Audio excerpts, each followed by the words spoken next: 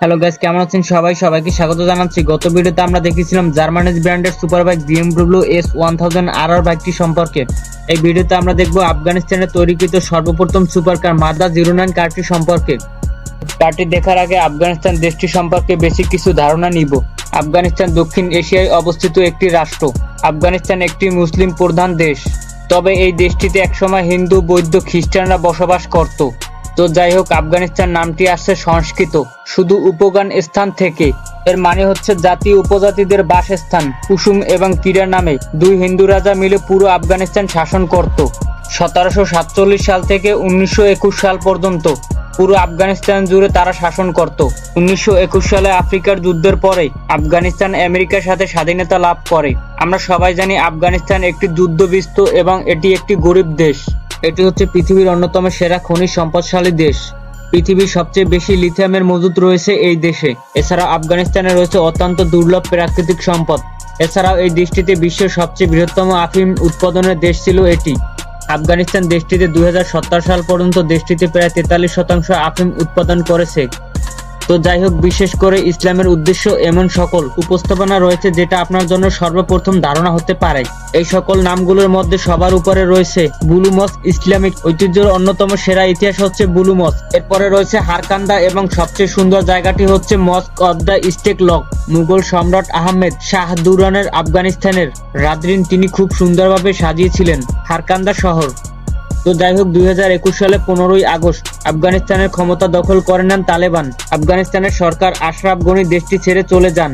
এরপরে বর্তমানে আফগানিস্তান দেশটি তালেবান নিয়ন্ত্রণ করেছে। এই দেশ নিয়ে সবকিছু বলতে হলে ভিডিও অনেক বড় হয়ে যাবে। তো যাই হোক, এই ভিডিওর আলোচনার বিষয়বস্তু হচ্ছে আফগানিস্তান কি কার তৈরি করলো। মাদা 09 কারটি দেখতেই পাচ্ছেন, এর ডিজাইনটি খুবই ইউনিক লাগে। এই কারটি পুরো পৃথিবীতে বেশ আলোচিত এবং সমালোচিত একটি সুপার কার, এবং এই গাড়িটি নিয়ে বেশ আলোচনা সমালোচনা হয়েছে। গাড়িটি ডিজাইন করেছে মোহাম্মদ রেজা আহমদ। তিনি বলেছেন এই গাড়িটি পুরোপুরি ডিজাইন করতে সময় লেগেছে প্রায় 5 বছর। তবে গাড়িটি অফিসিয়াল ভাবে লঞ্চ করা হবে 2023 সালে কাতারে। তবে এই গাড়িটি মূলত টয়োটার বডি কিট এবং টয়োটার ইঞ্জিন দ্বারা পরিচালিত। গাড়িটি তৈরি করা হয়েছে লাইট ওয়েট কম্পোজিট মেটেরিয়াল দিয়ে। রেসট্র্যাকের ফর্মুলা F1 যে গাড়িগুলোর পারফরমেন্স পাবেন তেমন পাবেন এই গাড়িটিতেও পারফরমেন্স। গাড়িটি চালানো সম্ভব হলেও এর ডেভেলপার বলছে গাড়িটি এখনো পুরোপুরি বাণিজ্যিকভাবে প্রস্তুত করা হয়নি। গাড়িটির প্রস্তুতকারী প্রতিষ্ঠান এনটপের সিইও বলেছেন তাদের নতুন এক উদ্দেশ্য ছিল নতুন একটি ডিজাইনের সুপারকার তৈরি করা। গাড়িটি বাণিজ্যিকভাবে যখন বিক্রি করা হবে তখন কাস্টমাররা তাদের পছন্দের উপর ফিউচার ভিত্তি করে এই গাড়িটি কাস্টমাইজেশন করে নিতে পারবে। তবে এই গাড়িটির যন্ত্রাংশ পাল্টানো হবে এবং এর সাথে নতুন নতুন ফিচার দেয়া হবে। গাড়ি নির্মাতা কোম্পানিটির উদ্দেশ্য হচ্ছে এই বছরের শেষের দিকে মানে 2023 সালে কাতারের দোহাতে একটি এক্সিবিশন অনুষ্ঠিত হবে এবং সেই এক্সিবিশনে প্রদর্শন করা হবে এই কারটি।